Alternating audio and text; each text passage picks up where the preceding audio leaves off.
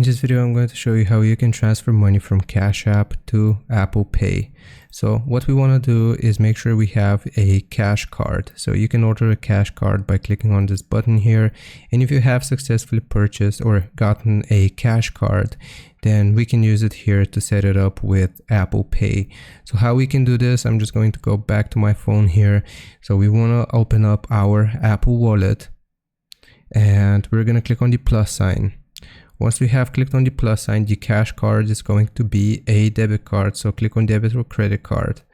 And then here, we're just going to search for cash card. If it doesn't pop up, you can search for Cash App and you will be able to see Cash App from this list. Now, I can't see it because it's not supported in my country, but you will just click on an option here, just as an example. Then you will select continue.